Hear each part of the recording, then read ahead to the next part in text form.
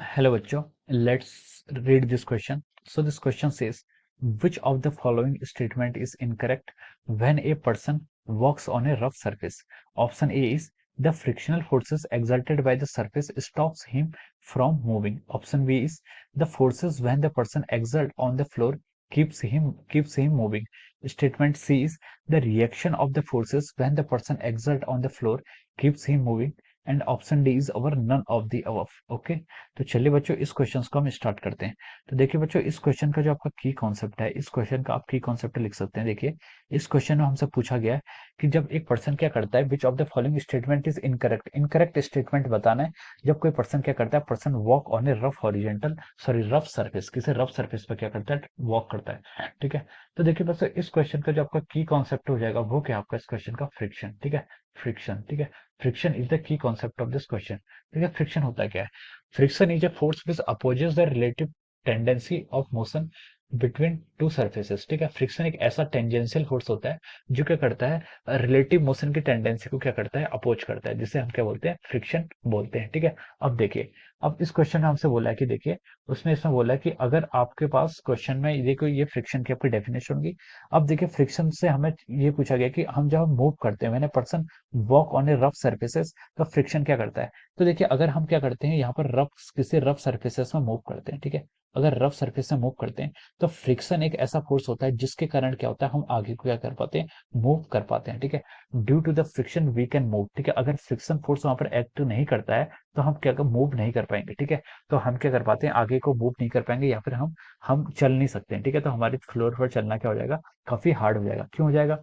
देखिए, friction force क्या करता है, फ्रिक्शन फोर्स लगता है और friction force as a response, उसके रिएक्शन फोर्स में क्या कहते हैं, हम आगे को क्या कर पाते हैं, हम रोड में क्या कर पाते हैं, मूव कर पाते हैं. ठीक है, जब भी कोई पर्सन क्या करता है, रोड पर वॉक करता है, तो वो क्या लगाता है, देखिए वो रोड पर एक फोर्स लगाता है. ठीक है, वो एक रोड को फोर्स लगाता है. ठीक है, और रोड क्या करती है, देखिए उस पर्सन को एक फ्रिक्शनल फोर्स अप्लाई करती है. रोड उस पर्सन को फ्रिक्शन फोर्स अप्लाई करती है. ठीक है, तो जिसके कारण एक पर्सन क्या कर पाता है, आपका चल पाता है. जैसे मैं देखिए आपको इसके एग्जांपल बता रहा हूँ. जैसे एक पर्सन है, ठीक है, ये रोड पर चल रहा है. ठीक है, this he is running on the road. ठीक है, अब देखिए ये रोड पर चलता है. ठीक है, तो ये इसकी पर्सन की डायरेक्शन ऑफ मोशन क्या है, फॉरवर्ड डायरेक्शन पर. ठीक है, और ये आपका क्या, रेस्ट पर, आपका ग्राउंड या फ्लोर है वो रेस्ट पर रहेगा. ठीक है, तो ये क्या करेगा, इस पर एक नेगेटिव डायरेक्शन है, मतलब पर्सन की देखिए इस डायरेक्शन में वेलोसिटी कर रहा है. ठीक है, तो वो क्या करेगा, इस डायरेक्शन में क्या लगाता है, इस पर एक फोर्स लगाता है. ठीक है, ये फोर्स क्या होता है, आपका फ्रिक्शन फोर्स होता है. इसको क्या बोल दीजिए, फ्रिक्शन फोर्स बोल दीजिए. ठीक है, पर्सन आपका स्ट्रेट डायरेक्शन यानी कि फॉरवर्ड डायरेक्शन में चल रहा है, और वो एक क्या लगाता है, फ्रिक्शन फोर्स लगाता है in the backward direction to the surface. ठीक है, सर्फेस के बैकवर्ड डायरेक्शन में क्या करता है, फ्रिक्शन लगाता है.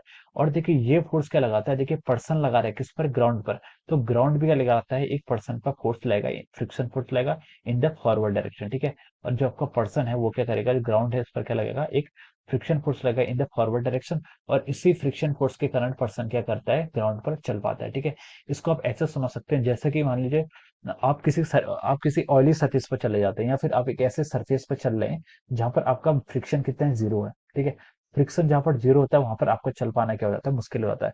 अगर आप किसी ऐसी सरफेस पर हैं जहां पर आपका ऑयल गिरा हुआ है, ठीक है, तो उसके ऊपर आप क्या कर जाते हैं, स्किड कर जाते हैं, फिसल जाते हैं, चल नहीं सकते ऐसे सरफेस के ऊपर. ठीक है, क्योंकि वहां पर क्या है, आपका फ्रिक्शन फोर्स बिल्कुल नहीं है, और फ्रिक्शन फोर्स नहीं होता है तो फ्रिक्शन फोर्स नहीं है तो हम वहां पर चल भी नहीं पाते हैं. ठीक है, और जैसे हम समझ सकते हैं कि, और एक एग्जाम्पल, जैसे कि हम ब्लैक बोर्ड पर लिखते हैं यूजिंग द चौक, चौक की हेल्प से लिखते हैं. ठीक है, अगर आपका ब्लैक बोर्ड कोई उसको रेजिस्टेंस ही ऑफर नहीं करेगा तो हम लिख ही नहीं पाएंगे. ठीक है, चौक से क्या हो जाएगा, लिखना भी क्या हो जाएगा, आपका मुश्किल हो जाएगा. ठीक है, तो इसलिए हम कहते हैं कि फ्रिक्शन फोर्स क्या आता है, आपका रिस्पॉन्सिबल है for moving of an object. ठीक है, फ्रिक्शन फोर्स क्या होता है, रिएक्शन फोर्स होता है which is applied by the ground on the object या फिर पर्सन पर, जिसके कारण पर्सन क्या कर पाता है, आपका चल पाता है. ठीक है, अब देखिए this is all about our friction, ये आपका फ्रिक्शन के बारे में था.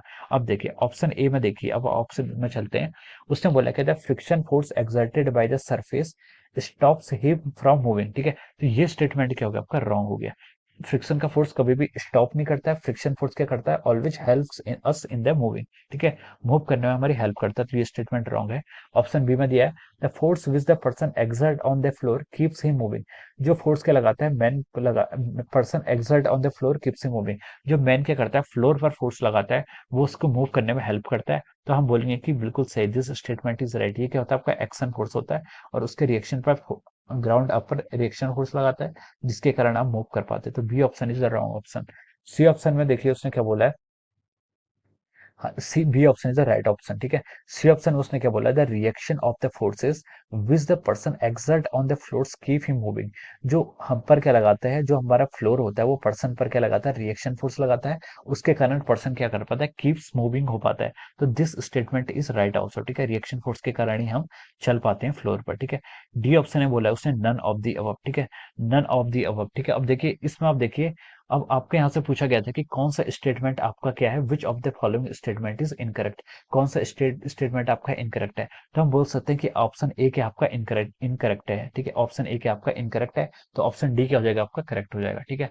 हमने क्योंकि एक ऑप्शन यहाँ पर फाइंड आउट कर लिया है जो आपका क्या है, इनकरेक्ट है, ठीक है। So from here we can say that A is the option A is incorrect. उसने पूछा देखिए कौन सा इनकरेक्ट है, तो हम लिख सकते हैं यहाँ पर क्या, option A is the answer. Option A का यहाँ पर option A is answer of this question, ठीक है। ए क्या है इसका आंसर है, यानी कि इसमें सारे स्टेटमेंट ट्रू हैं, बस आपका ऑप्शन ए ही क्या है, इनकरेक्ट है। और हमसे क्वेश्चन में भी यही पूछा गया था कि कौन सा स्टेटमेंट इनकरेक्ट है, वो हमें बताना है। तो ऑप्शन ए के आपका इनकरेक्ट आ रहा है, बाकी सारे ऑप्शंस के इसके करेक्ट आ रहे हैं। Okay, so this is the option A is the answer of this question. So I hope you all understood this concept. All the best and thank you so much.